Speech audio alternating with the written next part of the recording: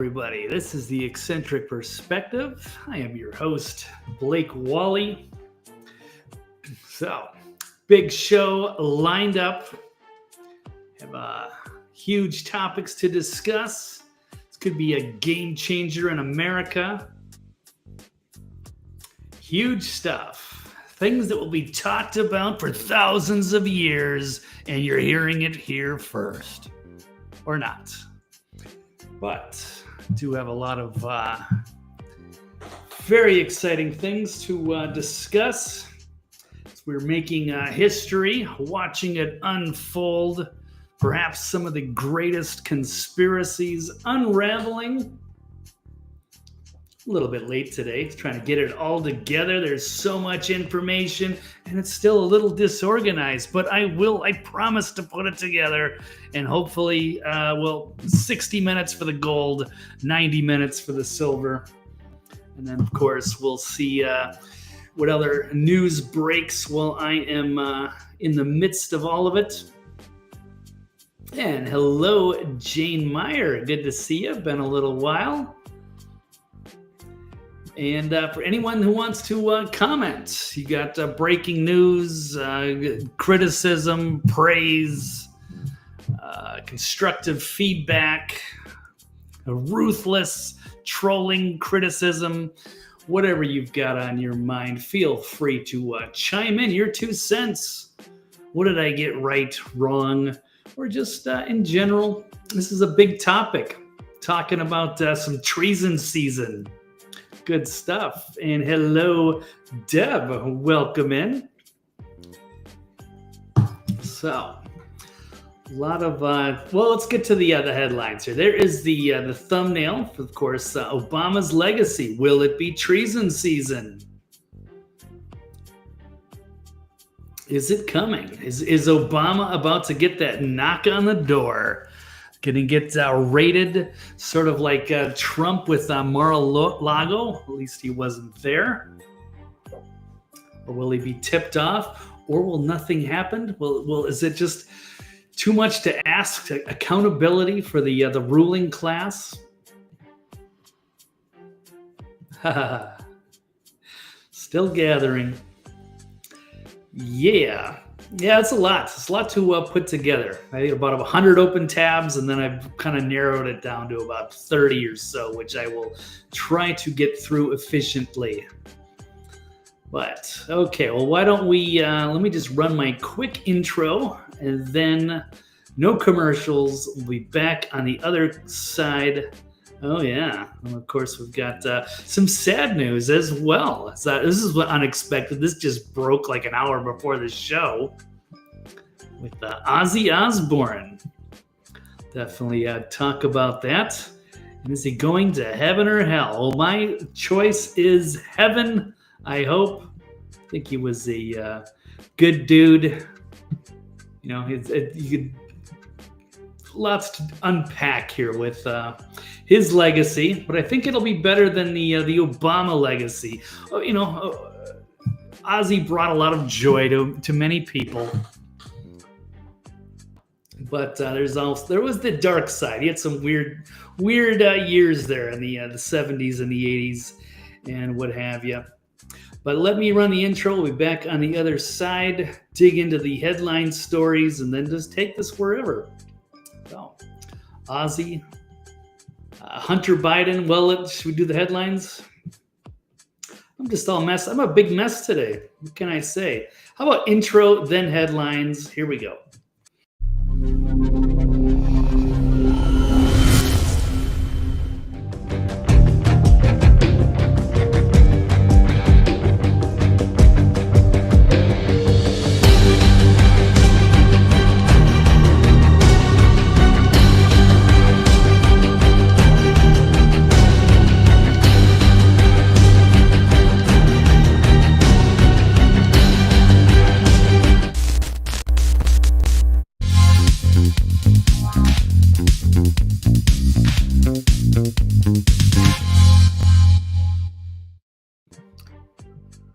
Okay, welcome back. Let's get rolling. The Eccentric Perspective for this Tuesday, July 22nd, 2025. Here's what I have on tap today. The outline for today's broadcast.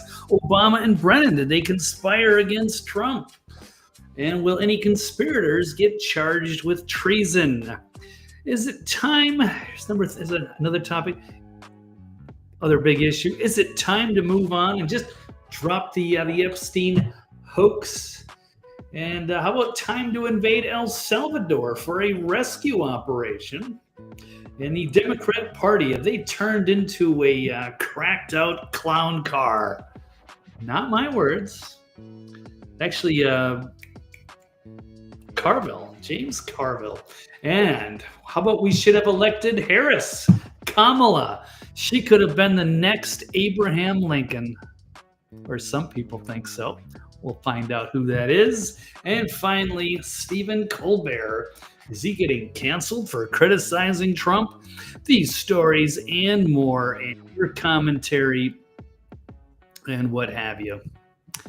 Yes, it's a cute mess. I was on such fire today to get everything rolling, but that was just a heavy news day, and it was really tough to organize it all. And finally, I'm running behind, and then finally, you know what? I'll just sort it out as I go. That'll probably be the easier route. Oh, thank you, Jane. Gives a little introduction into the eccentric character that I am. All right, for a little warning for everybody. Though I might switch that up at some point, but it's a little dramatic, but it's fun. And do not drop Epstein, says Deb. No, we will not. We will talk about it in some capacity. It's probably not going to go away, although some would love to bury it. But we'll get to the headline. There's just not a lot to unpack here, so we'll just step by step. The first one of those is a great article from Molly Hemingway out of the Federalist, and the top intelligence officials, they have contradicted Brennan. No intelligence to support the key Russia hoax claim. So I guess what this all means is that the intelligence community was looking into this supposed connection between the Trump administration running in 2016 and whether they were colluding with the Russians. And we had that big monumental scandal plague his first administration.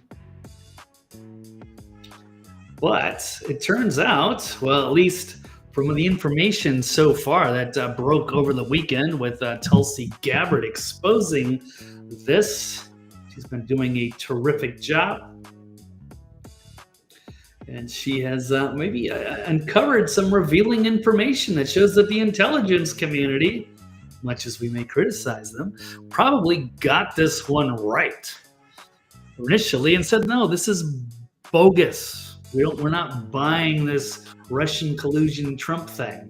But Brennan, Obama, and some of those top people that we know of, the Comeys, the Hillarys, the Jake Sullivans, and they decided to roll with it anyway.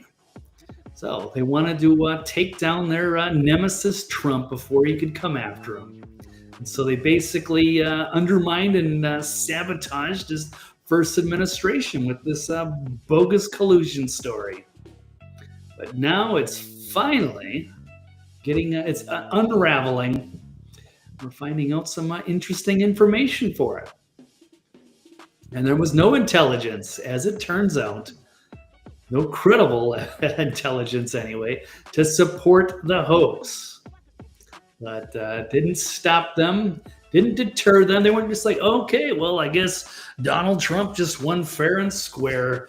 Let it go. We'll try to contain him for a few years, and then let one of the next establishment puppets take power.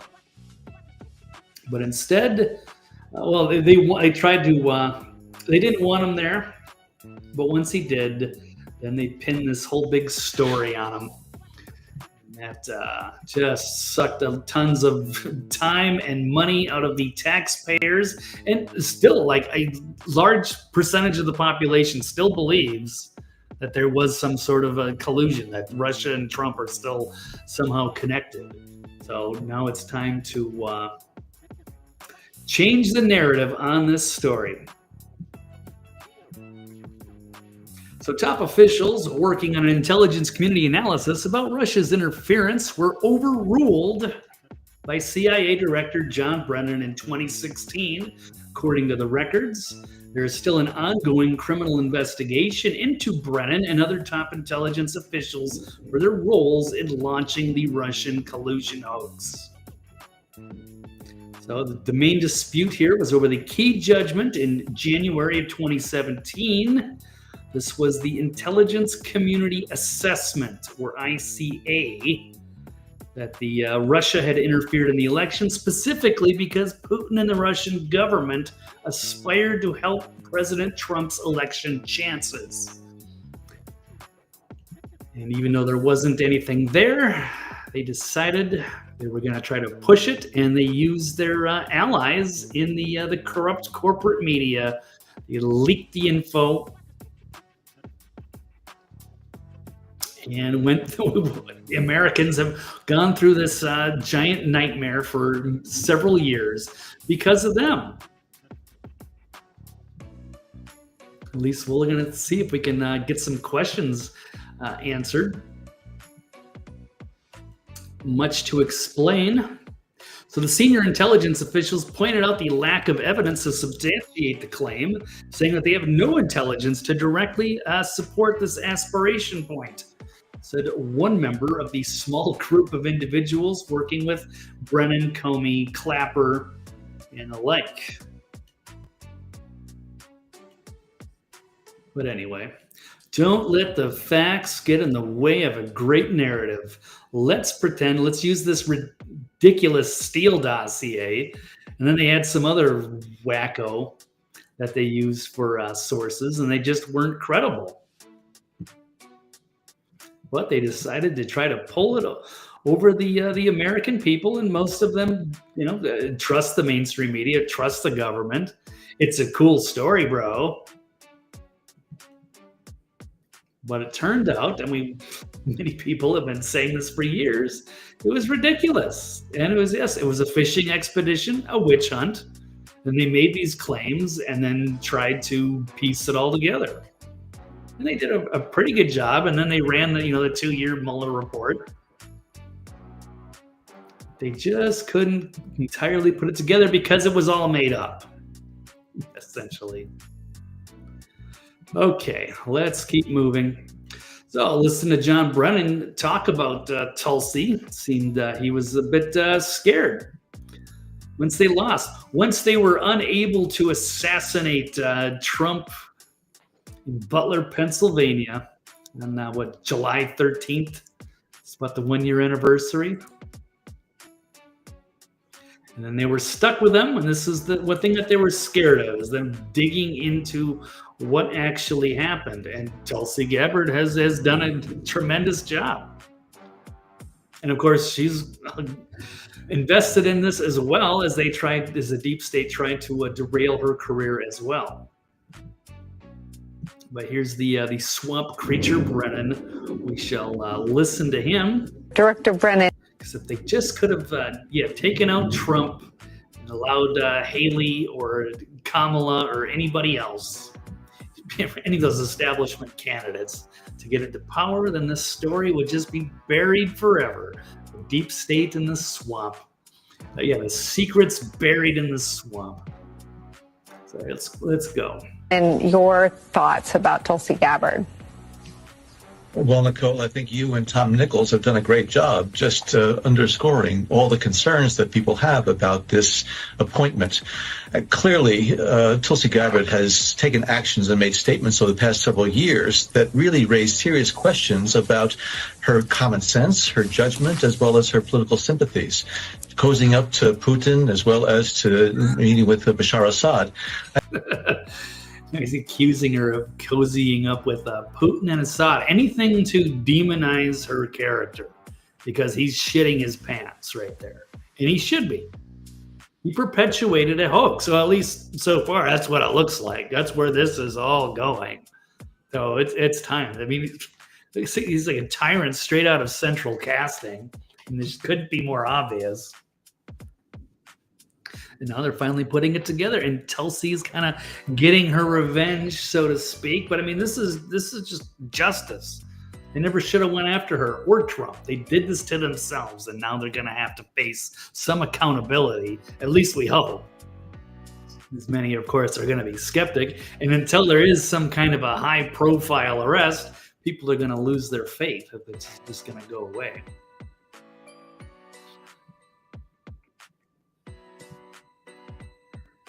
Yeah, remember the impeachment ceremony? Pelosi walking through the Capitol. Yeah, Pelosi's got a lot to account for as well. In due time. This one, she actually was not a part of this particular scandal, but when they get to the J6 stuff and the insider trading and so many other things, eventually some scandal should ensnare her somehow. I guess it's all going to happen in due time. That's the problem. These tend to take a while. But yeah, Tulsi is pretty inspiring there. It takes a lot of courage to go after a lot of these people. So you're absolutely right. Well done. She also just released all these MLK files, which is great. I guess they've taken a look at that. There's a lot of information, much like the JFK thing, where it's like they just tons of stuff to look at, and it's just going to take forever to sift through it all. Maybe there will be eventually some answers. I will get to that. But let's get a quick update from Trump. This is making some rounds today. As he's ready to, gloves are off. Going to drop the hammer and perhaps go after Obama. The witch hunt that you should be talking about is they caught President Obama absolutely cold, Tulsi Gabbard. What they did to this country in 2016, starting in 2016, but going up to 2020 in the election. They tried to rig the election, and they got caught. And there should be very severe consequences for that. You know, when we caught Hillary Clinton, I said, you know what?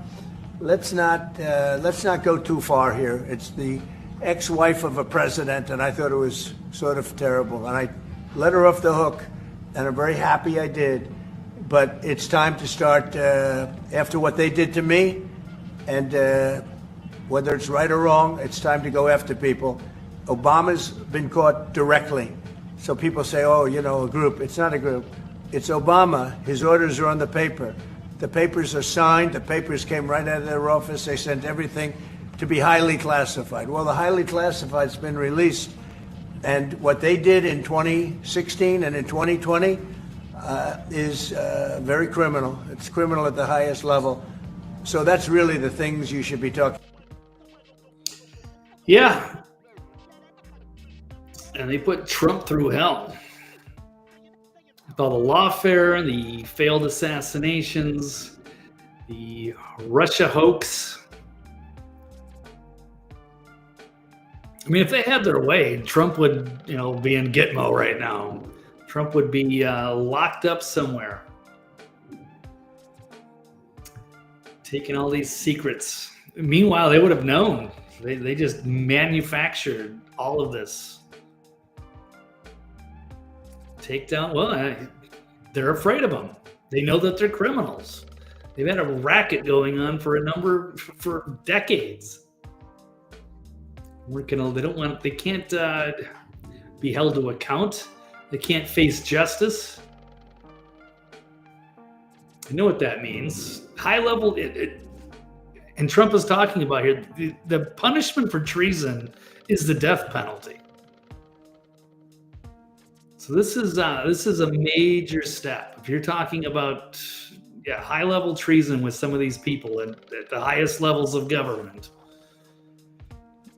you're basically committing them to some kind of a death sentence in time. I mean, or else life in prison. I don't know which one, but I mean, these are unforgivable. They can't allow that, or we have no country.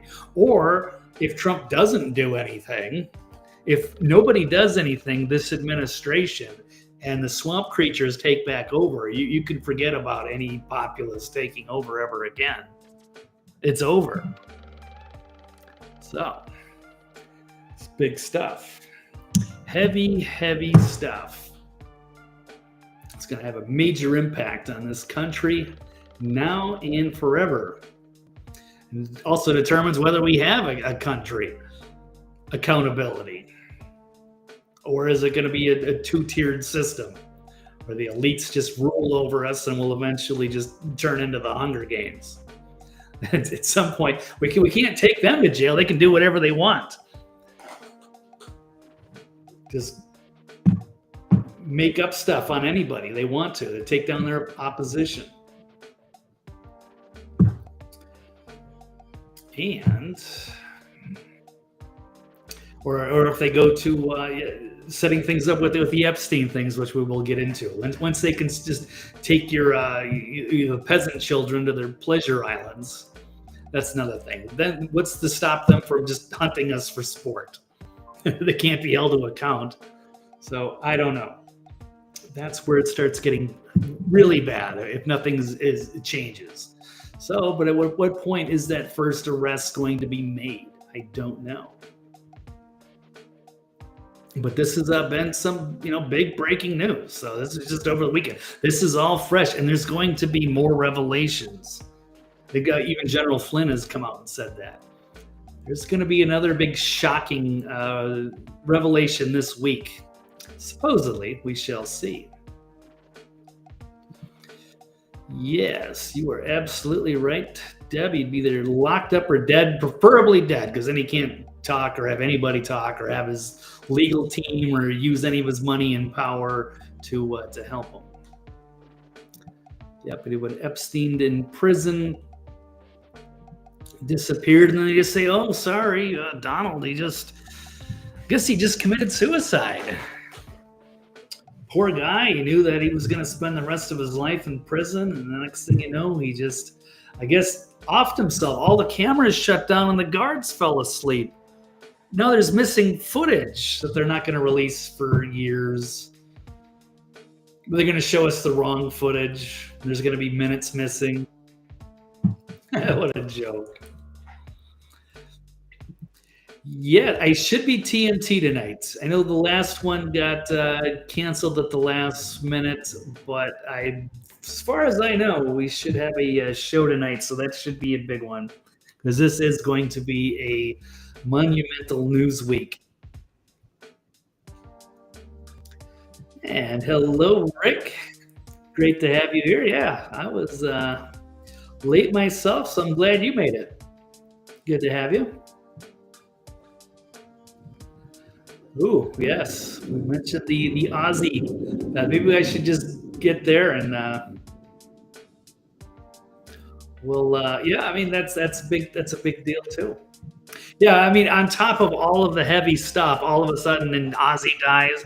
But at least the good news with the Ozzy thing, I mean, he was older. It's not a huge shock, not to be totally unexpected. It's awesome that he got to have this last concert over the last weekend with all of these huge names. Or was it last weekend? It was a lot of huge names. It was Aerosmith, Metallica, a lot of like the big tribute thing. It's really a special occasion. And then he got to do that last big gig before he passed on. So that is super cool. I did see the first two Ozfests back in, was it 95, 96 in Minneapolis and in Wisconsin. So I was a big Ozzy big Oz. I respected the guy. I liked metal music in the 90s, and they were the legends. So it was great that I got to see Ozzy twice, and as well as Black Sabbath when they played at the first Ozfest. That was really cool. So rest in peace, Ozzy. I hope he's gonna go to the good place. He was kind of a bad boy in the 80s, but he cleaned himself up and became kind of an endearing character, and he was a good father and family man.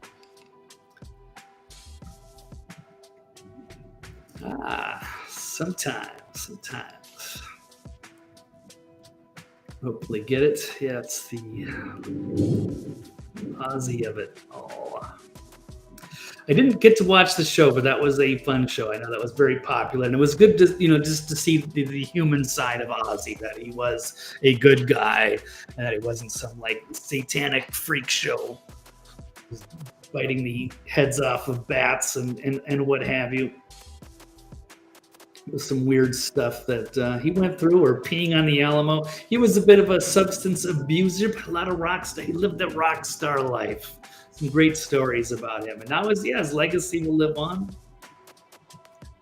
And he was one of the really great characters.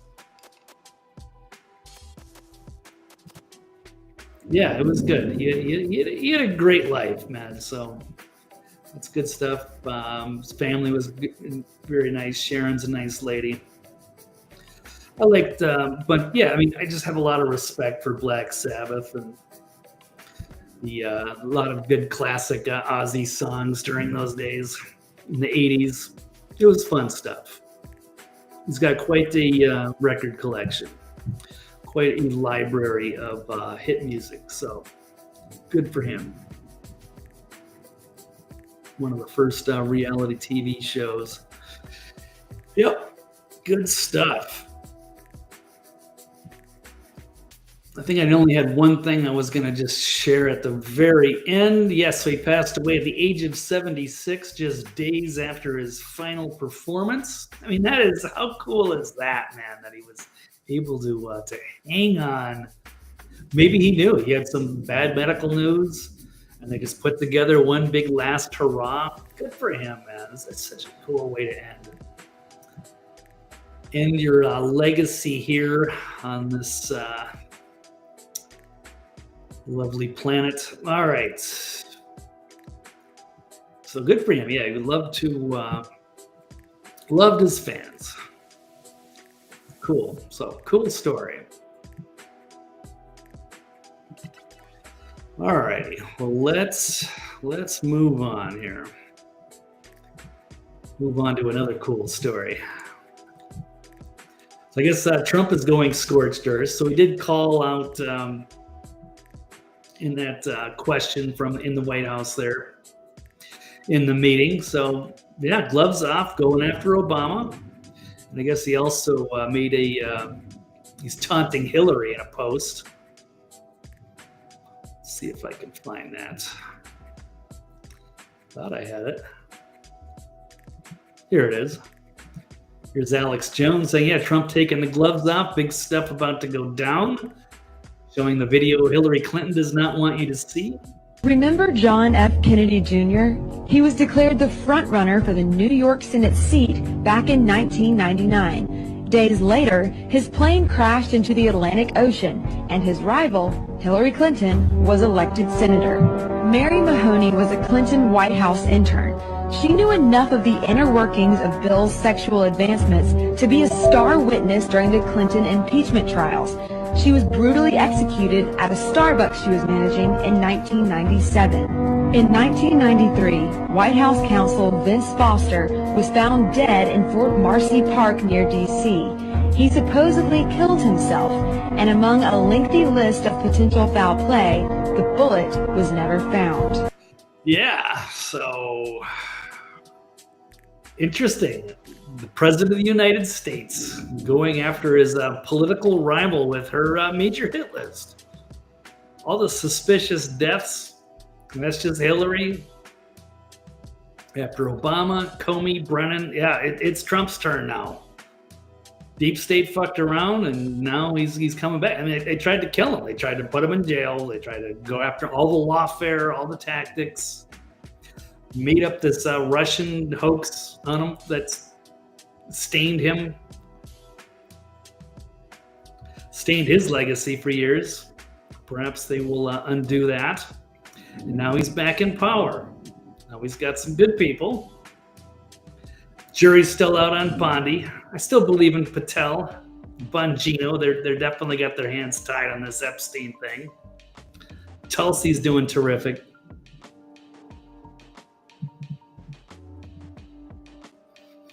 Yeah, it's for Ozzy. Yeah, JFK Jr. would have won over Clinton, so they had to take him down. If they had to crash his plane, hey, that's just what you got to do. This was like the real life House of Cards stuff. So where Washington turned into that Hollywood movie. Could have something else happening similar to that with Tim Walz in Minnesota, as he was allegedly had that assassin trying to take out Amy Klobuchar so we could take her Senate seat. Although we still haven't dug into that guy, might be a little loony, and I'm not entirely sure if it was still an open Senate seat. Getting sidetracked here, but the point is, this is the high stakes here for these Washington and these sociopaths that crave power, and what they will do. Will they kill somebody so that they can win the election? Yeah, hell yeah, some of them will. They have no morals at all.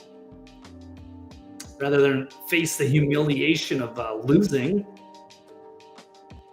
So, yeah, Clintons have a lot of explaining to do. A lot of missing people over the years. Yeah, Clinton hit list, and yeah, too bad Tulsi isn't in charge of the Epstein tapes. But yeah, that one's gonna still simmer. In fact, there's developments on that one as well. We're gonna get to quickly or soon. Let's keep rolling here on the main story. So you got Tulsi Gabbard just handed the Department of Justice a criminal referral for the Obama officials. I guess we're asking, will anything happen? Yeah, you know what? I think so. I'm just going to try to be positive here.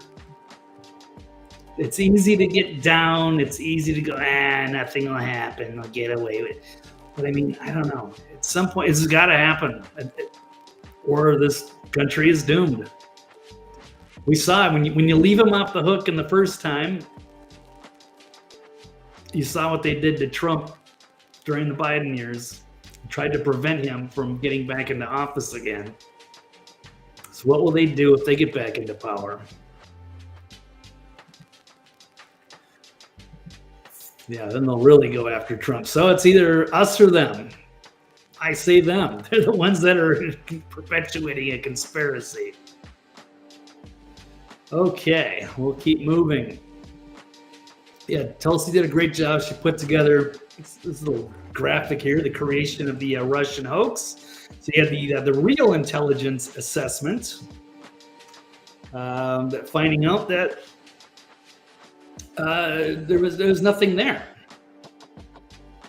I don't know, Russia might have paid for some Facebook ads, or they're just trying to connect dots in a way to try to go after Trump, to spy on his campaign and use that as a reason to sabotage and undermine his administration.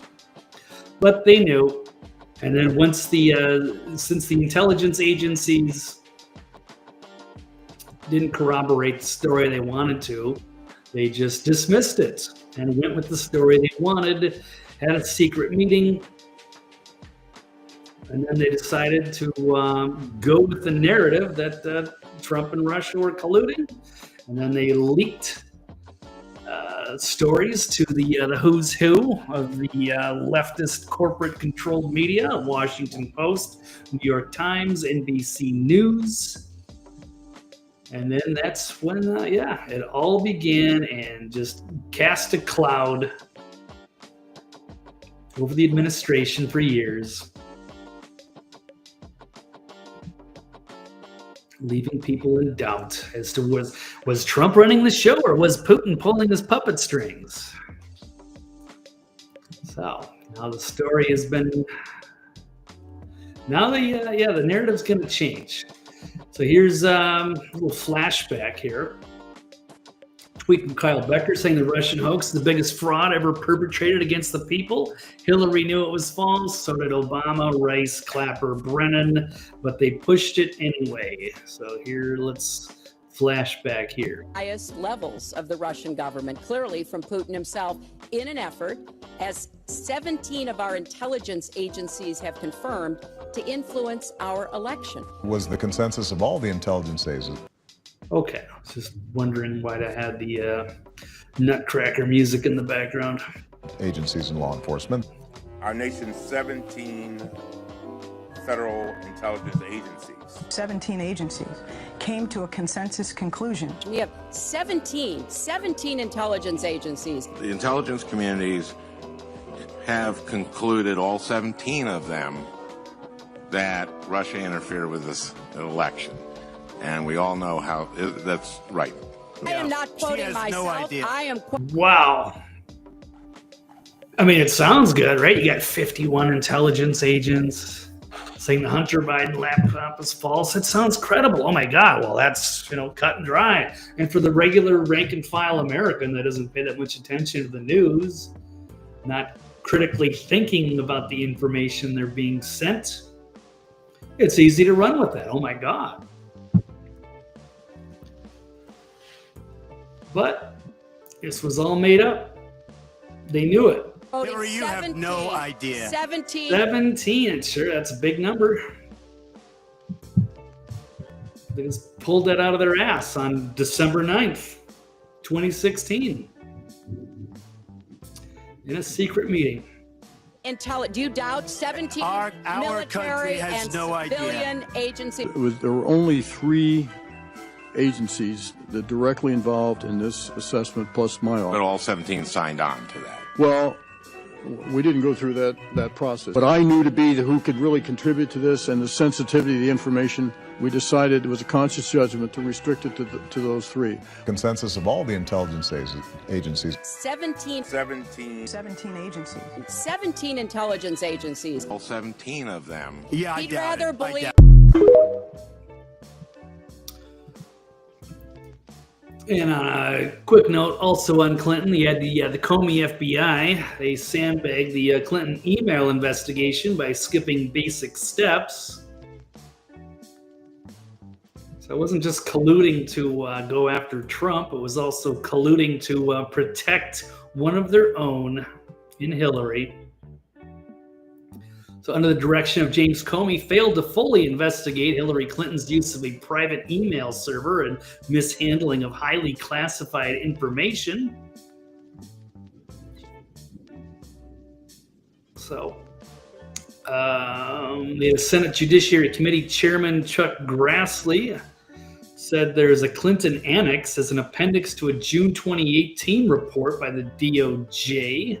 Inspector General reviewing the DOJ and FBI conducted the investigation of Clinton, or at least how they conducted it. And it showed the extreme lack of effort and due diligence. And they failed to perform fundamental investigative work and left key pieces of evidence on the cutting room floor. So I guess they had all these flash drives. Here we go. So there was 2 Russian language documents. And that there are sections that there's a redacted report. They tried to scuttle the investigation into Clinton. And yeah, they totally missed out on a lot of information so that they could, protect their candidate of choice. That is the deep state, basically colluding against the American people. Without getting sidetracked too much.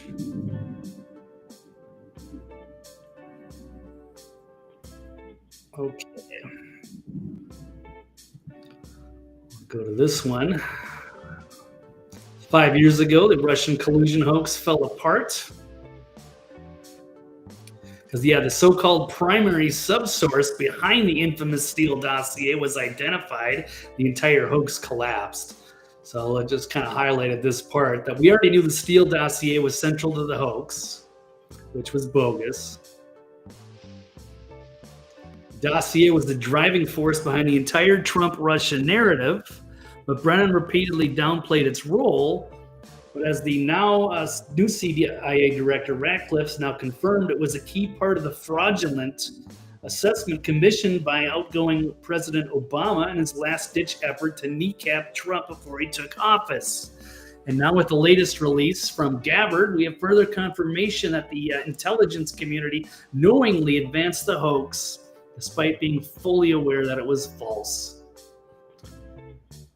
So that Trump's presidency was consumed from day one by a lie. Not the Durham report did not go far enough.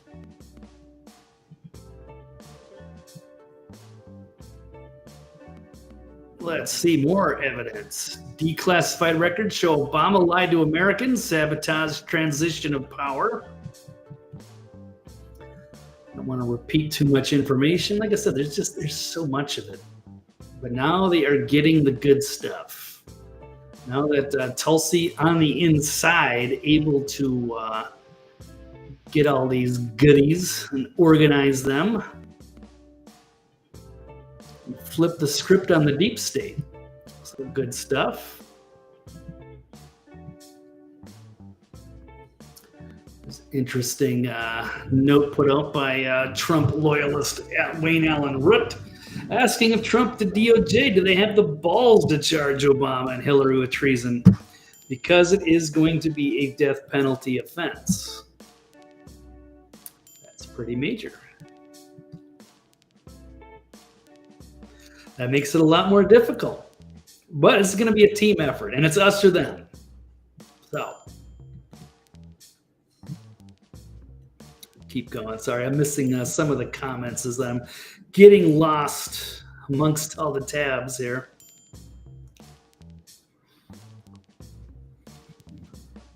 Well, that's good. I didn't know John B. Wells. Well, maybe he was skeptical on Tulsi, but no, she's doing great. And I like John B. Wells. A lot of respect. He's a good dude. Here we go, Rick. 2028, J.D. Vance for president, Tim Burchett. I got a good clip from Tim Burchett coming up with Epstein. It's coming up shortly as I wrap up the Tulsi in the headline story. Let's see. Al Franken. Yeah, what happened to him, man? He used to be he should have stayed. He should have stayed a comedian. He would have had a better career. Turned senator. Now he's not funny, and he's just become corrupt. He's joined the swamp creatures. Huh.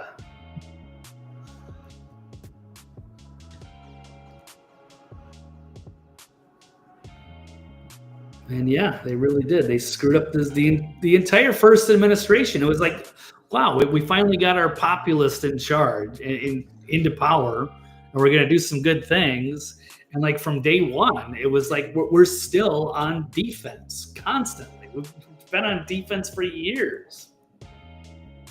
And even then, it was just like, okay, well, nothing can get done because now all of a sudden, Trump's, Russian. He's on the payroll of the Kremlin. And that's all you heard about for like 2.5 years. And with all the neocons surrounding him, I mean, they destroyed his presidency. So now it's time to go after them. Hunters become hunted.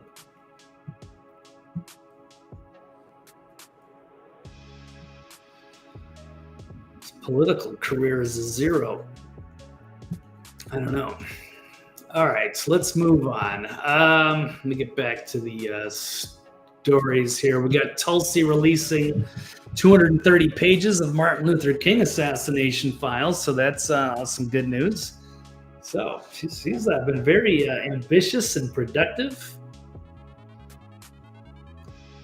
Big treason stuff. Sedition, conspiracy. Obama, Brennan, Clapper, the highest levels during the Obama administration. Now she's releasing tons of info. We still haven't gotten to the bottom of this scandal either. It's the assassination of Martin Luther King, which was a bit controversial. It's a terrible occurrence. It's a terrible summer there with RFK. So you got MLK and RFK killed. That kind of changed the direction of this country. JFK, RFK, MLK. Wow. Yeah, high-level assassinations that happened during that time. That was crazy. So maybe we'll finally get answers on all of that, because this has been going on for way too long. That's when the deep state basically took over.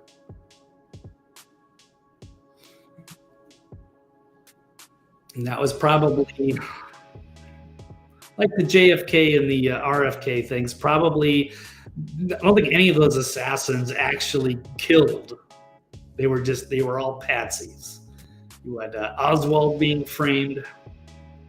You had Sirhan being framed, and as well as who's the guy that not even the Dr. Martin Luther King's family believes the original assassin killed him. Was it Ray? What's his name?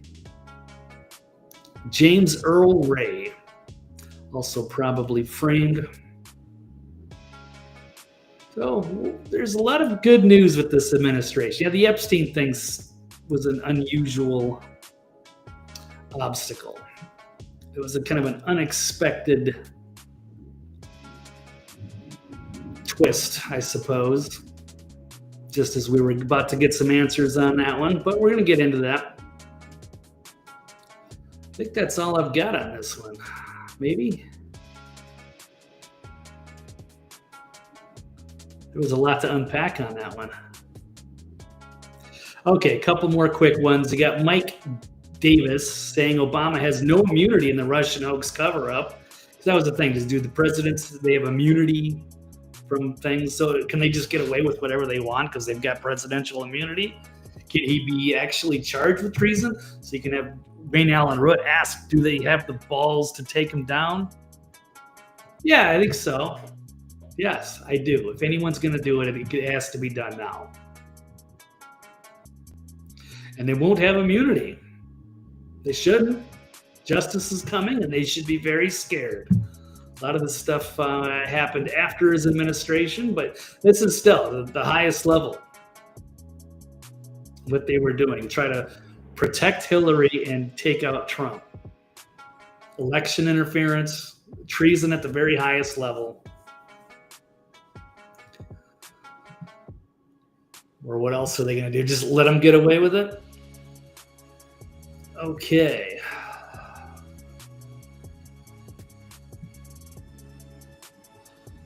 Guess I've already repeated this. Trump declares the Obama thing a hoax. So why don't we get into Epstein? We're talking about Tim Burchett. Some interesting new news on this as well with Epstein. So Tim Burchett just turned up the heat, and Pam Bondi responds. The House just voted to subpoena Ghislaine Maxwell over the Epstein files. Now the Department of Justice is setting up a private meeting with her before she's brought before Congress. So here we go, another private meeting where they'll try to bury this story, perhaps. Will she name names? Will we finally learn who protected Epstein? Well, if it's done in private, she could expose everything, and none of us will ever know. But here's where Tim Burchett,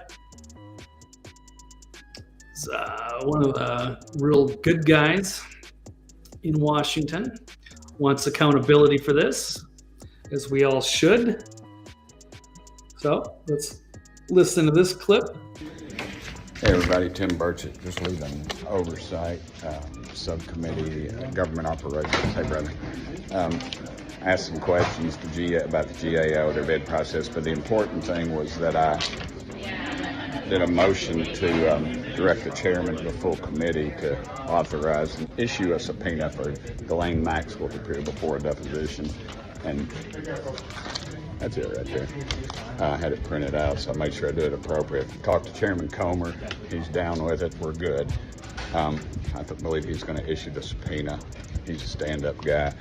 We just got to get to the bottom of this thing, folks. It's just, it's 4 years, and you know, we don't need to tolerate this stuff anymore. And I'm getting, I get the blowback about folks up here are going to be mad at me, but ultimately, and with all sincerity, excuse me, I'm answering my creator on this issue. And yeah, because he knows that's almost as bad as what Trump is saying.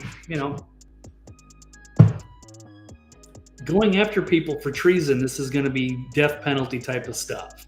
So you're going in and you know that so many of your colleagues out there in DC could be, tied up into this Epstein thing. They're going to go down for crimes against kids, perhaps. Unspeakable things. That's tough. When you're in the swamp and you're going after those people, it takes some serious balls. So hats off to this, Tim Burchett. Yeah, I had a beer in Knoxville, Tennessee, 1988. No, it's cool, man. I've heard all I hear are good things about him, and this is pretty awesome. This is a man of principles and integrity, and if it means taking down his coworkers and committing them to, there wouldn't be treason, but that would be crimes against humanity. So cool. So there are some people with courage trying to do the right thing. So this is inspiring. Now we just hope something will be done, because it looked like there was going to be a setback to this. Natalie Danellishin was not happy about that, as Speaker Johnson from the New York Times here said he would shut down the House until September to block a vote on calling for the release of the Jeffrey Epstein files. So why is Johnson trying to block a vote? That should piss everyone off. Absolutely. So, which led to Burchett doing this. He's moving to subpoena Thomas Massey as well. And Ghislaine Maxwell is now in talks with the Department of Justice about testifying regarding her partner in crime there. And I'm sure she would love to cut a deal to get out of her prison cell. I don't know if she's ever going to get released, or I think she's in for so long, it probably won't matter. So might as well speak now.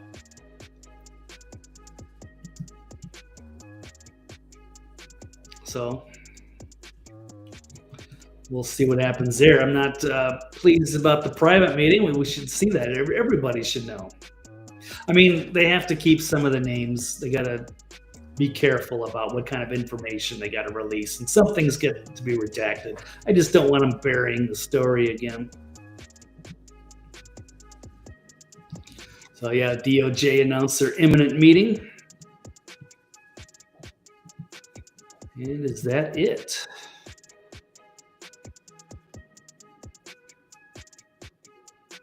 I think that's all I've got on that one. Cool. Okay then. Well, let me get back to my headlines here. Yeah, Deb, those 4 years were an education for Trump. They certainly were. As powerful as he is, even the swamp was even more powerful. They were able to contain him and keep him on ice for years. Saddled him with this false story. And then he was surrounded by all the snakes, all the neocons. Oh, this should be the find out term now. This is his chance. We've seen the menacing picture. He means business. He's ready to crack down. Doesn't like the Epstein thing, which is concerning. Not pleased about that, but I'm willing to set that aside for now. Go after some other of these major scandals, and then maybe they'll start bringing people in. But hey, if they can put in an independent prosecutor, that would be a big thing. Or if they start speaking to Ghislaine or Tim Burchett, are they going to subpoena Ghislaine? There's other ways of getting answers, and there's a lot to unpack there as well. As Epstein certainly is an intelligence asset and knew a ton of high-level people.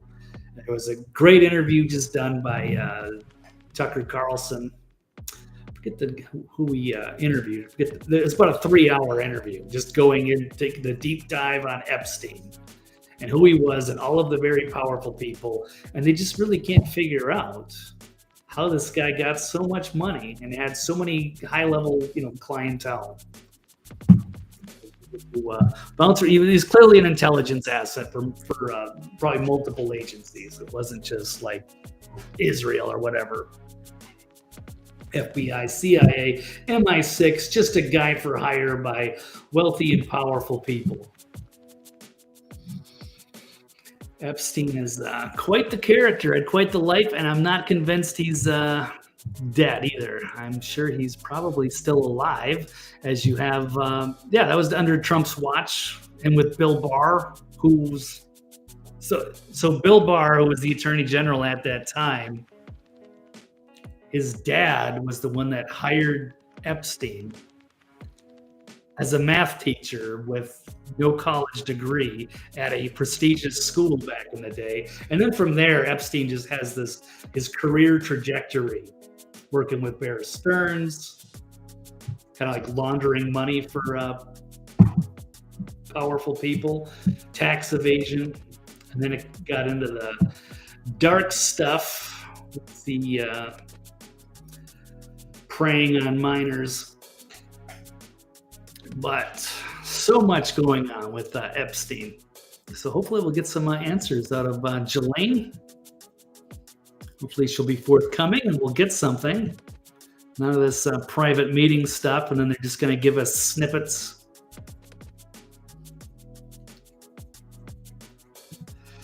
Yes, you were absolutely right, Deb. She's got nothing left to lose. Yeah, you're going to want to rot in prison, or do you want to just spill the beans? Maybe you have a chance to redeem yourself and spend some time on as a free person again. And that's true too, Rick. I mean, I don't think Trump had anything to do with, he didn't go to his island, and I don't think he was engaged in any of the awful, unspeakable stuff. But he was on the flight logs.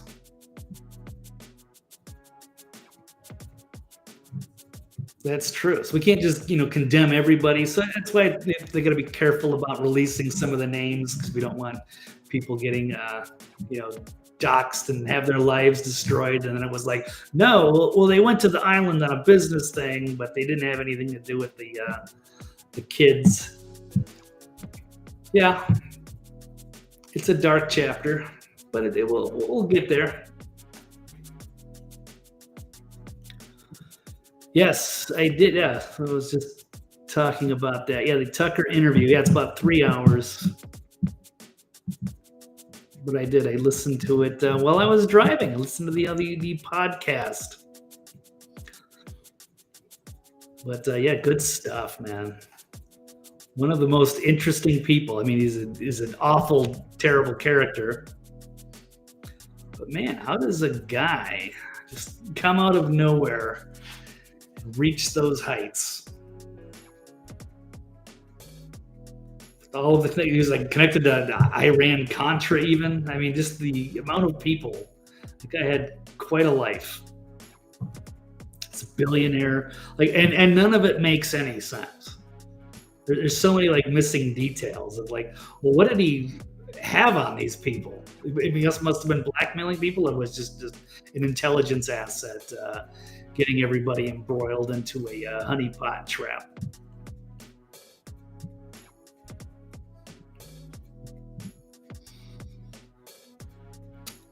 Don't know anything about that. I'd be curious to find out what AOC's hiding there. She's going to have a lot of issues as well. She's also probably getting, enriched herself beyond what she should be making on her congressional salary. It's like this weird incestuous thing they've got in DC. Who knows?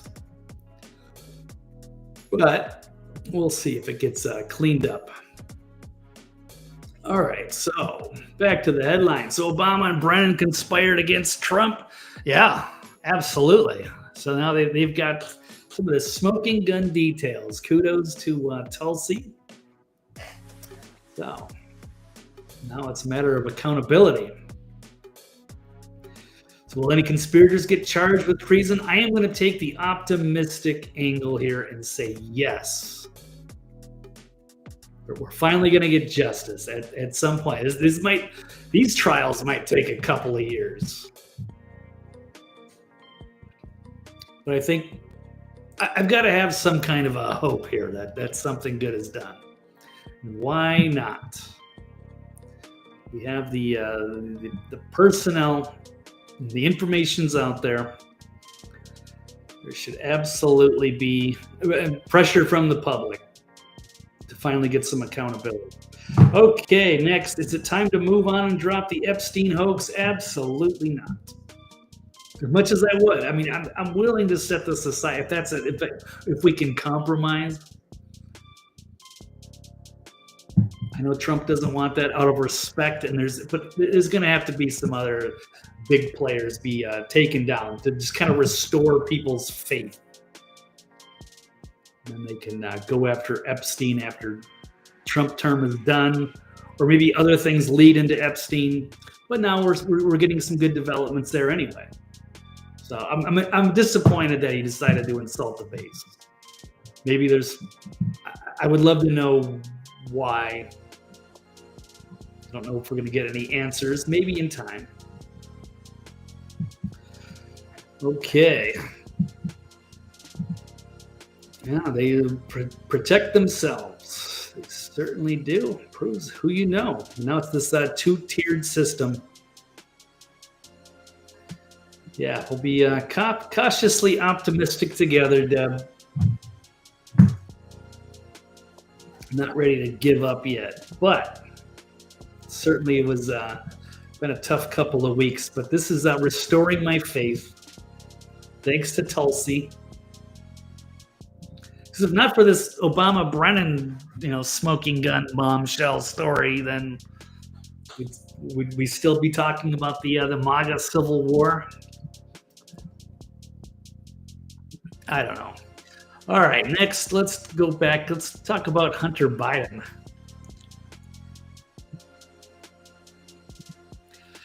I mean, I don't know. Some people are saying maybe they're trying to switch the topics. Talking about Tulsi now. But I mean, I don't know.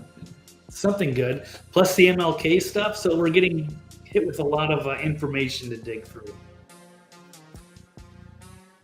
So, I don't know. I'm here for it no matter what. Let's talk about the unhinged Hunter Biden. About the Trump immigration policy suggesting invading El Salvador. So he unleashed a profanity-laden tirade criticizing Trump's immigration policies and suggested it would have threatened military intervention. So imagine if Hunter Biden was the president right now instead of Trump, he would be threatening military intervention against El Salvador and Bukele. Absolutely nuts. So he referred to Trump as a fucking dictator thug. And I would pick up the phone and call the president and tell him you're either going to fucking send them back or I'm going to fucking invade. It's a fucking crime what they're doing. So we're talking about MS-13 and Train de Aragua, hardcore killer gang members that were deported out of this country and sent to the Supermax prison in El Salvador, where they will fit in nicely. And Hunter Biden thinks that we should send them back. That if he was there, he would be making phone calls and calling for military invasion so that we could smuggle violent gang members out of their prison and bring them back to the United States. Wow. Dude, I mean, it's bizarre. But I mean, what do you expect? He's a crackhead. This is a massive, degenerate drug addict. He starts talking about, he goes off on the rails. I want to, maybe I should find out the full video. I mean, it's a lot of nonsense. So even President Bukele of El Salvador put this tweet out saying, "Is Hunter Biden sniffing powdered milk? Sniffing something." These guys think that we need to run away from all values in order for us to lead. I say, fuck you. How are we getting those people back from fucking El Salvador? Because I'll tell you what, if I became president in 2 years from now, or 4 years from now, or 3 years from now, I would pick up the God help us if Hunter Biden became president in 2028. phone and call the fucking president of El Salvador and say, you either fucking send them back or I'm gonna fucking invade. It's a fucking crime what they're doing. He's a fucking dictator thug. This is where you should be like pushing back as an interview. I mean, obviously, you wouldn't do a hostile interview. Not that it should be hostile, but it should be just basic journalistic pushback. To be like, why? Hunter, why do you want to bring those people back? I don't know. I like to see him put on the spot and answer that question. How does he come to this conclusion? This is wild. Yeah, degenerate. He slept with his brother's wife and possibly daughter. I don't know. We still have to find out what's in that laptop, but he is a disturbed little man.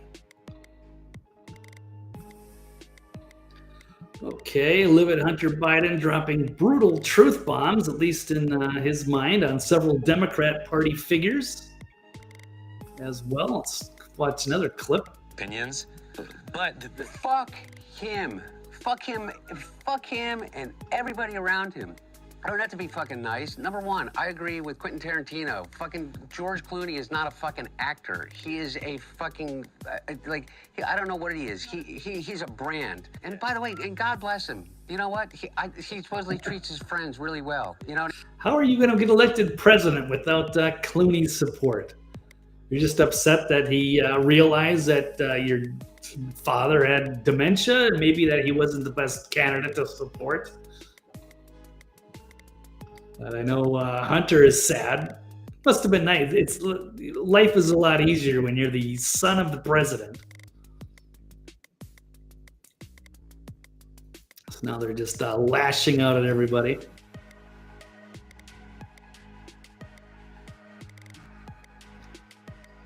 Hello, TK Mark. No, you did not miss any arrests for treasonous, seditious conspiracy. Not yet. But I think the consensus, at least with me and Deb and I, so we're being cautiously optimistic that somebody is going to go down. Otherwise, all hope is lost. I have to remain somewhat, as Deb's saying, cautiously optimistic that justice will be served to the perpetrators. But we'll find out. These things are going to take time. But Brennan looks got to be freaked out. Obama's got to be freaked out. And they should be. All right, let's continue with Crackhead Hunter in his wild interview. He buys them things, and he's got a really great place in Lake Como, and he's great friends with Barack Obama. Fuck you. What do you have to do with fucking anything? Why do I have to fucking listen to you? What right do you have to step on a man who's given 52 years of his fucking life to the service of this country and decide that you, George Clooney, are going to take out basically a full-page ad in the fucking New York Times to me and James Carville, who hasn't run a race in 40 fucking years, and David Axelrod, who had one success in his political life, and that was Barack Obama. And that was because of Barack Obama, not because of fucking David Axelrod. And David Plouffe, and all of these guys, and the Pod Save America guys, who were junior fucking speechwriters in, on Barack Obama's Senate staff, who have been dining out on the relationship with him for years, making millions of dollars. The Anita Dunns of the world, who's made $40, $50 million off the Democratic. Basically, he's saying that everyone in his party are a bunch of corrupt grifters. Good stuff. Not pulling any punches. Party. they're all going to insert their judgment over a man who has figured out, unlike anybody else. No, Hunter, we all figured out that your father had dementia. He was breaking down. He had cognitive decline. He was fucked. And all the pollsters knew it. They're like, okay, we can't run this guy. Believe me, if they could have, they would have. They didn't want Kamala either. But that's what they get. So, but he's not taking that loss well. He's not being realistic. He is completely delusional. How to get elected to the United States Senate over 7 times. How to pass more legislation than any president in history. How to have a better midterm election than anybody in history, and how to garner more votes than any president that has ever run. And they're going to replace their judgment for his.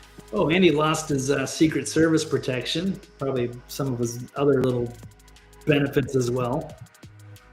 Not to mention, Who's Jake Tapper's audience? Jake Tapper? my mom or something? I don't know. Well, I don't know. Yeah. For real though, I don't even think it's your mom anymore. No. By the numbers, what influence does Jake Tapper have over anything? He has the smallest. He's so mad that he wrote that book. Yeah, the conspiracy by the Democrat Party to prop up a puppet president. Audience on cable news, and beyond that, I think that the book is right now on Amazon that he put out. I mean, his ratings just went to shit after he put the book out. You know, they did a 2-week infomercial for it. I mean, it was such a money grab. Oh my God. The cult was angry that Tapper told the truth, shattered their reality. And it wasn't dementia, according to crackhead's son Hunter. I guess when he did the debate,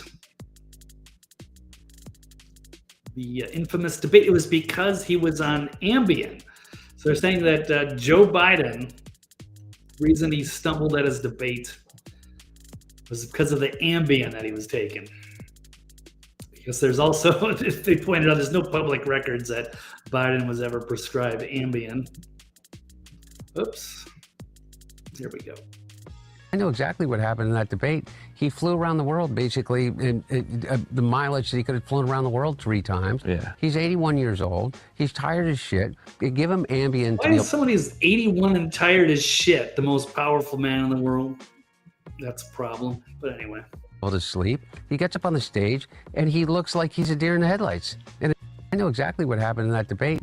He flew around the world, basically, the mileage that he could have flown around the world 3 times. Yeah. He's 81 years old. He's tired as shit. They give him Ambien to be able to sleep. All right, so the Ambien we're blaming. I mean, if you couldn't be on Ambien during the debate, I mean, he looked like he was out of it. But he wasn't like in a dream state. That stuff is, I've seen people on Ambien, man. That's some funky stuff. That's a wild thing to say. But I mean, what are we talking about? This is Hunter Biden, after all. You crazy crackhead. Here he is, unbothered in his own lane. What day of the bender is this? Doesn't matter. Hunter is moisturized and hydrated. Where's he going? Who cares? Untethered soul, wild and free, finding more of himself, at peace. Following his Channel 5 interview. What a disaster, but it was fun. The spoiled kid of a corrupt politician. Alrighty. That's funny. Yeah, Hunter is shaming others. But TK Mark is not optimistic. Yeah, that's fair, man. Until somebody major gets arrested, then I guess there's no hope. So it's tough. But I don't know. I don't know if I can just be defeatist on this one. There's a lot of good things happening. And by all accounts, the last 6 months have been great on a number of fronts. And because they went after Trump so hard, first term and during the Biden years, everything leading up to that, I think he's going to drop the hammer on somebody. I'm going to go for it. I'm going to believe in Trump. I'm not pleased about the Epstein thing. I'm not pleased that he insulted his base, but I still have faith in our guy. We'll see. Hunter's hydrated, all right. Yeah.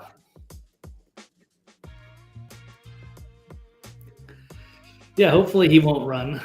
Well, but that's one of the things that people are saying. Actually, where do I have that? I thought I had a list.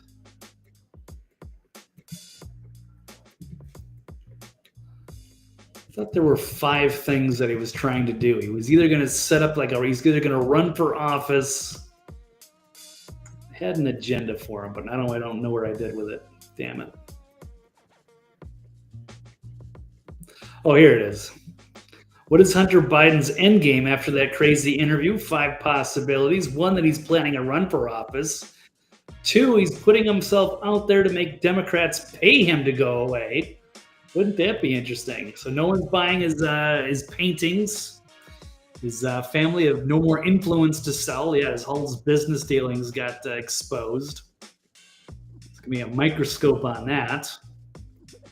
So Democrats don't want to see him doing these types of interviews. Maybe they'll pay him off somewhere. Give him some drug money.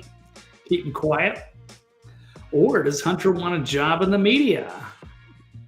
Maybe he's going to take over for Colbert. He'll do it for the drugs. Who knows? Hunter wants his own reality TV show. Wouldn't that be fun? You could get an honest reality show with Hunter Biden. I would love to see that. You could find some great characters to put on there just to see what Hunter's like on a day-to-day basis. Maybe they could pay him for that. Okay, what else? Hunter Biden is just crazy because his mind has been fried by years of drug abuse or what have you.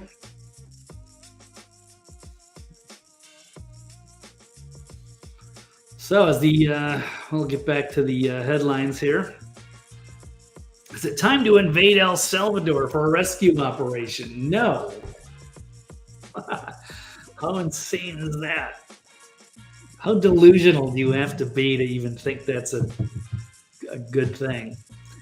That's even remote possibility. Anyway, what that makes sense according to Hunter. But that'll lead me to the next story. Dem Party is turned into a cracked out clown car. This is a quick one. Assuming I can find it. Here it is. James Carville says the Democrat Party has become a cracked out clown car. Recent poll found that the approval rating for Democrats is now 19%. The Democrats in Congress have a 19. I mean, that's just awful. And they just nominated a communist mayor for New York City. They have no leader, no message, no ideas. Yeah, so for once, Carville is right. It's got to be a melting down. What is his legacy going to be? He got stuck in that too, like trying to get on board with the with Kamala. Didn't like it. I mean, he should have just retired, but now he's stuck with it, and he's really struggling with the next generation here, with the millennials and the Gen Zs. And the old school Democrats have lost their way. Dinosaurs are being replaced by the radical leftists and communists. And he's not pulling punches either. He's calling it a cracked out clown car. Constipated, leaderless, confused, divided. And the truth is, they're not wrong. The Democratic Party is in shambles. And that he said that in the New York Times piece on yesterday. represents an undeniable fissure in our political soul. We're divided, yes, along the generational lines. So, another civil war for the Democrats. Identity crisis. We'll see if they can... I don't know what they're going to be like. Who are they going to even run in 2028? What a disaster that is.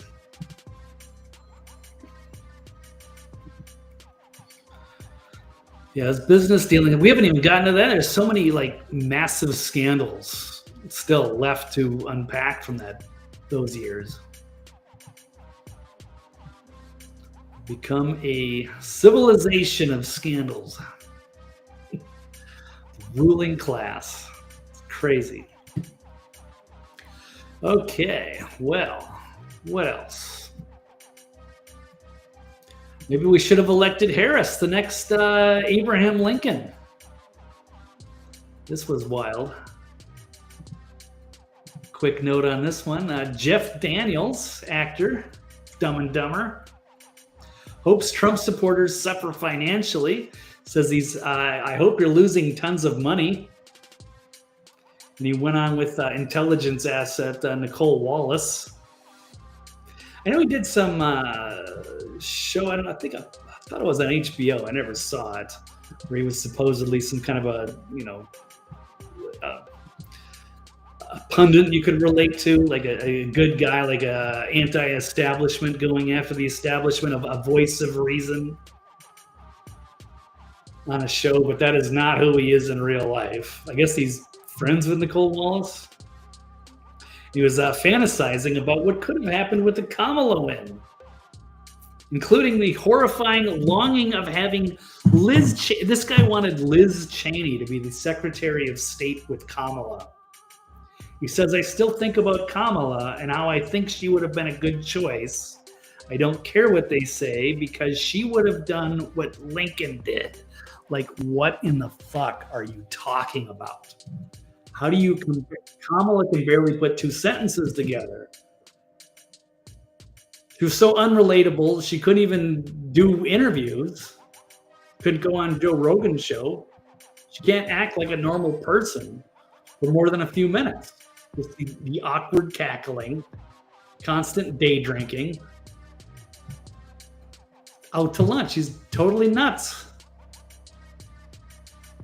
How do you compare somebody like her, a total radical leftist nutbag with no qualifications?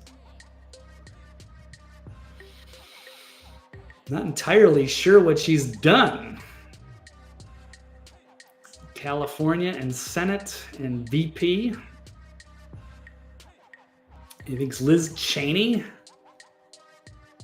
the warmonger's daughter, would have been a great Secretary of State. What the hell? I don't know. Who's doing more drugs here? Is it Hunter Biden or Jeff Daniels?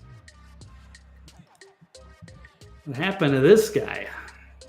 It says a new America that is diverse and treats everyone with equality and respect and dignity, kind of like Jesus did. What are you talking about? Anyway, I'm going to play a piece of this. God help us. Oh, the trail boss, Steve Doran. I didn't see that. I'm going to have to look at that. Is that on Facebook, Rick? Well, I'm sure we'll hear about it tonight. Toxically Masculine Tuesday, 9 o'clock Eastern Time with trail boss Steve Doran, Mike Barra, and Dr. Brooks Agnew. I'm sure will be a delightful show. Lots to talk about. Heavy news day. We'll get his take on Jeff Daniels. Yeah, who wrote Harris into this movie? Good, yeah. I have no idea. I don't know where he's coming up with that. I'm surprised he would be doing an interview with Nicole Wallace. She's not a very human character either. I mean, I like Dumb and Dumber, but that was 25 years ago. Okay. Yeah, I guess I don't know that much about him, but Just a weirdly disturbing bit in the news anyway. But we'll catch that. Okay, well, I'll look for that. We'll see what Steve says tonight. Let's listen to a little clip of Jeff Daniels on Nicole Wallace show. What was the most out-of-body role for you? Dumb and Dumber. I didn't know how to do it. You know, I didn't know how to be that dumb. Well, you were going to be that dumb. Just 19 minutes later, we'll skip ahead, get to the juicy bit. The collapse of the Republican Party, taking a knee, you know. I still think about Kamala and how I think she would have been a good choice. I don't care what they say, because she would have done what Lincoln did. Liz Cheney would have been Secretary of State. Well, I mean, this is not the Dumb and Dumber movie. Dumb and Dumber Part 3. He's actually saying this with a straight face. You'd think this would just be a punchline somewhere. Like, really? Kamala Harris. She'd be like Abraham Lincoln. She'd be one of the greatest. She'd have Liz Cheney as the Secretary of State.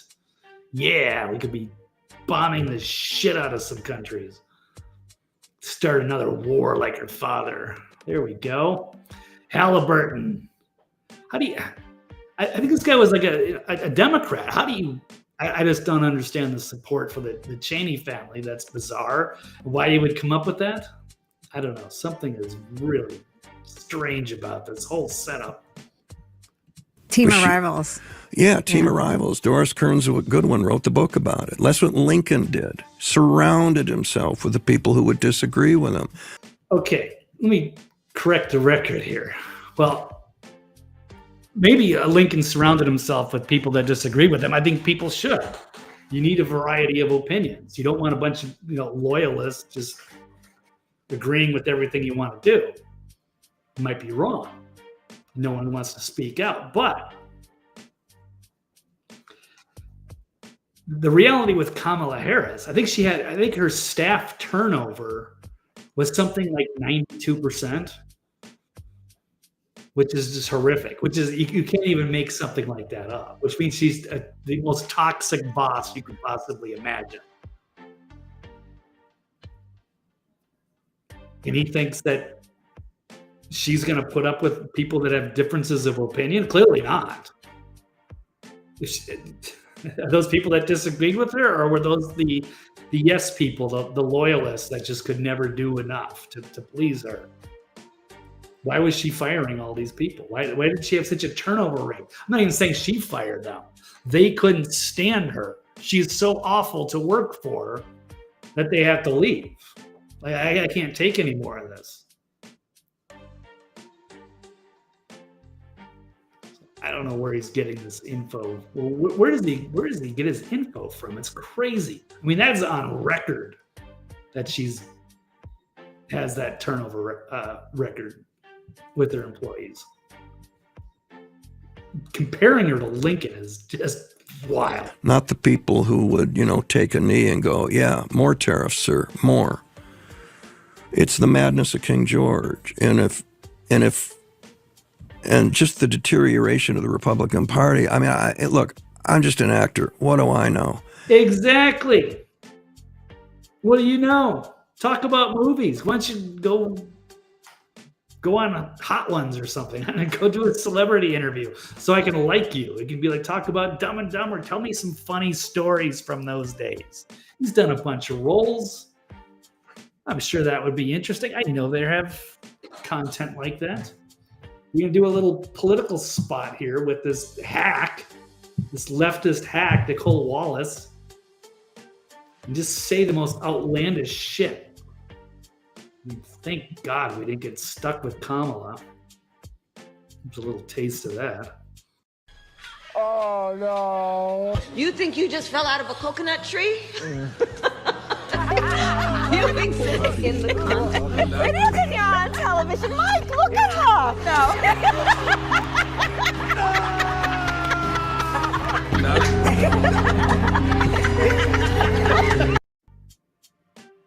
God help us. We really dodged a bullet, man. 4 years of that. So I don't know what Daniels is thinking here. That is wild.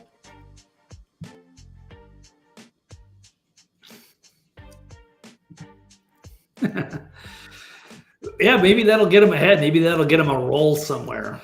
You go along with the those weird narratives. It'll help your Hollywood career. That's for sure. And they love the confirmation bias, because you can just put out bullshit, but if people want to believe it, I guess. So yeah, maybe it's a wise move for his career, but he's already older. He doesn't need to work anymore. Maybe. I don't know what this is about. Maybe. Guess we'll find out. No, he's doing a. I think he's doing a Reagan movie, actually. Hold the press, because I think was it Dennis Quaid did a Reagan movie, and now I guess Jeff Daniels is also going to do their own version of the Reagan movie, and he's going to play Reagan. So I guess this is what it's about, but he clearly has no idea what's happening in the real world of politics. He's just an actor, so why are we listening to him? Well, I guess this was newsworthy, so we said our piece. There's Rick is saying, trying to get laid. Ugh, Nicole Wallace. Well, who knows? But good for him, baby. Well, if that's what he was trying to do, then I hope he got what he wanted. I did not see Terms of Endearment. I know it, but I haven't seen it.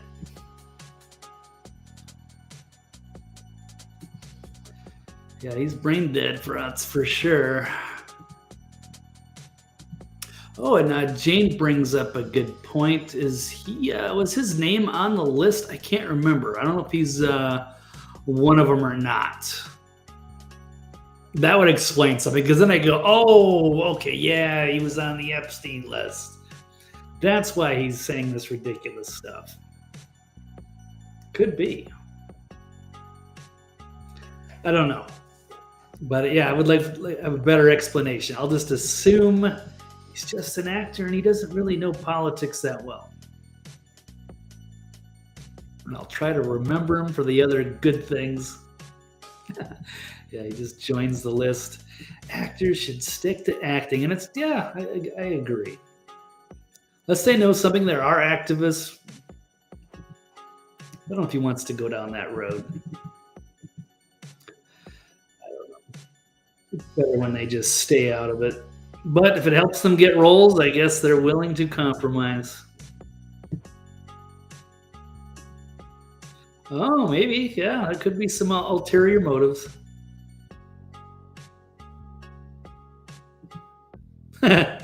Blood pressure, sorry.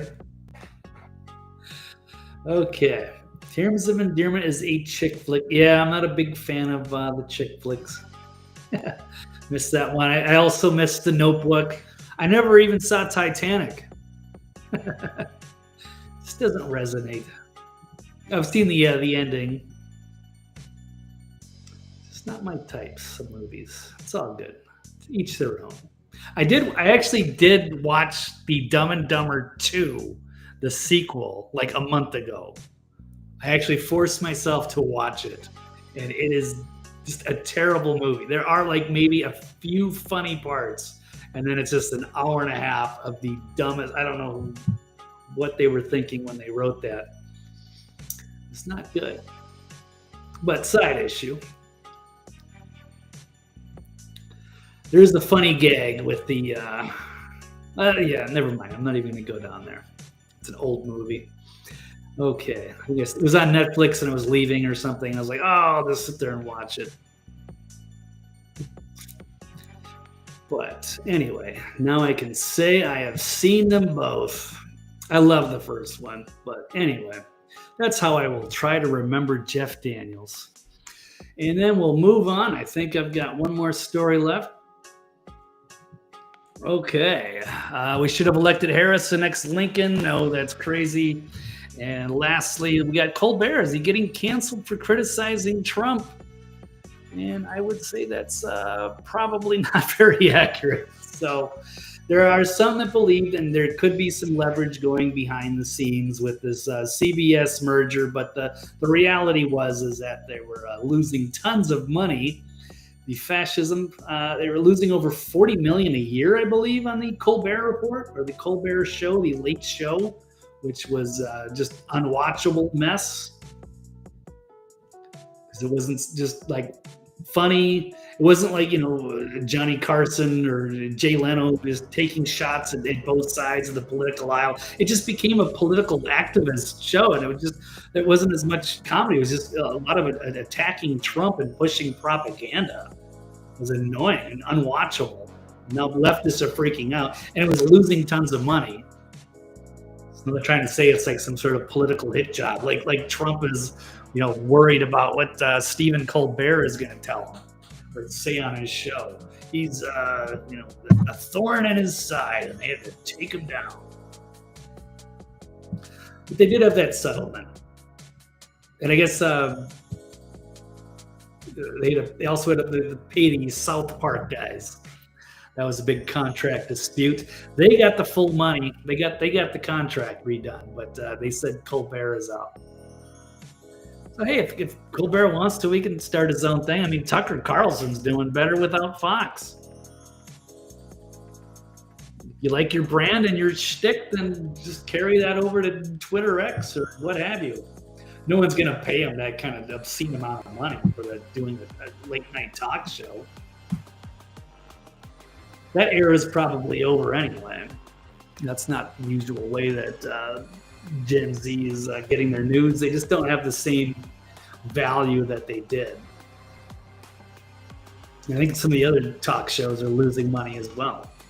I think in some of it they were okay with losing some of the money because they could push propaganda allegedly, but I guess that just in the end they decided it wasn't worth it anymore. So the show that wasn't, the fascism alert, like Trump just canceling his rivals. Not quite. So more to that one. I know there's a couple other clips I had on that one, and then we'll call it a day. Colbert not taking the news well. I guess the gloves are off for him too. The cliche of the day. In a completely unrelated story, on Friday, Donald Trump posted, "I absolutely love that Colbert got fired. His talent was even less than his ratings."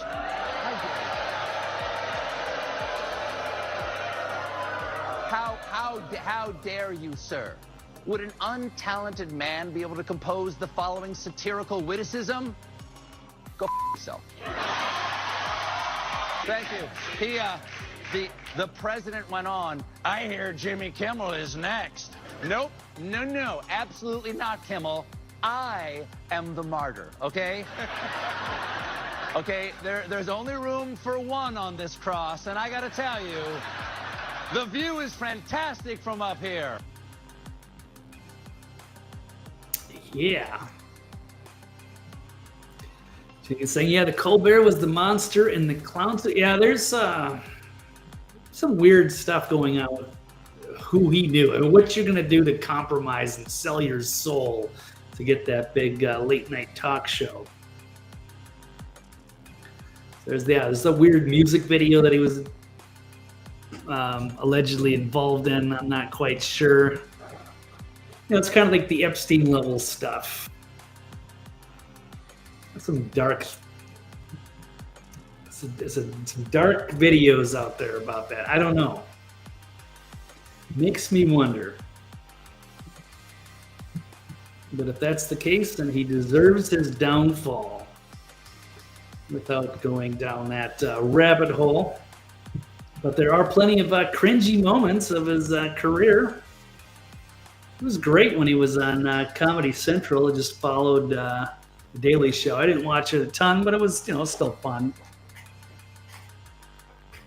But then he went to CBS and became extremely politicized. Became basically a mouthpiece for the Democrats. So they have an article here from the Federalist, the top 10 cringiest moments. Yes, when he was doing the vaccine episode, that was one of the ones people look at, spreading the propaganda to get everybody to grab their experimental jab, which is here. He was basically campaigning for Biden, trashing Trump, campaigning for Kamala as well. So it wasn't just like an even both sides, Johnny Carson, Jay Leno type of thing. It was just a one-sided campaign. And it was nauseating. I don't know why people would even want to tune in for that, but they won't be able to do it for much longer. As far as the cancellation, I don't think it's going to happen for a while, but it's basically his contract is going to be up. And he's made plenty of money. Making $15 million a year, so I'm sure he will be fine.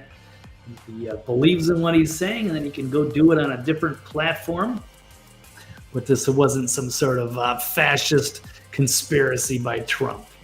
Not buying that one. Yeah, I used to like a lot of those guys when they were just on Comedy Central. Kimmel was so talented, so good. Man Show. And Win Ben Stein's Money. And the roasts, the Comedy Central roasts. He was one of the best, but he sold his soul to go to ABC. And yeah, he could be next on a chopping block. I think those big networks are going to just do away with that nighttime talk show format. It's too expensive. So they don't get that good a rate. They really don't get that good of ratings like they used to. This is a much different era. But anyway, I think that's all I've got today. Not the last one. Colbert getting canceled for criticizing Trump, maybe in his own mind. He did stage the protests. It's fun for the base to talk about, so they can imagine Trump as the ruthless fascist dictator cracking down on free speech. But it's not true.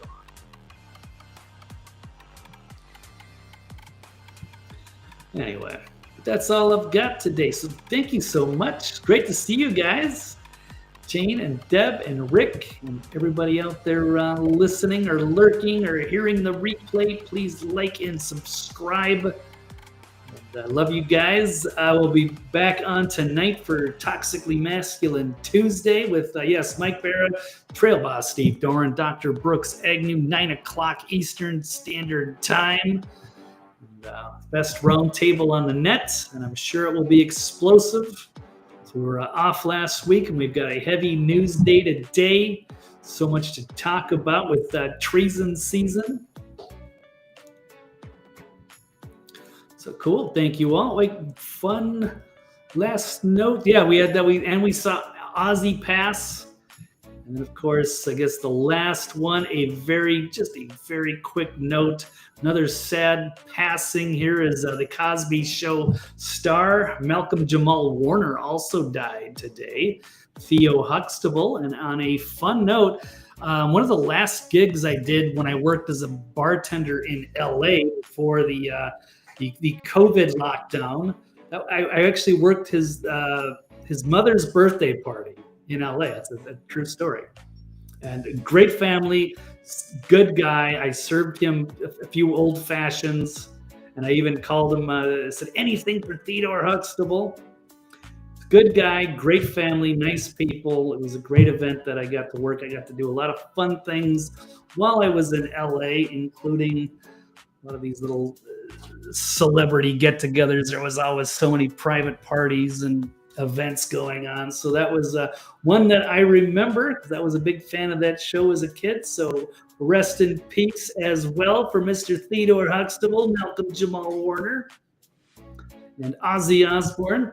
Legends live on. And thank you so much, everybody. Hopefully we'll see you later tonight Now I'll be back on Thursday, same time. Was it 4 o'clock Eastern? The next Eccentric Perspective. So appreciate you guys. Thanks again. And we'll catch you next time. Love you guys. I am going to take a break and I'll be back in a couple hours. So we'll see you next time. Thank you so much. I am out.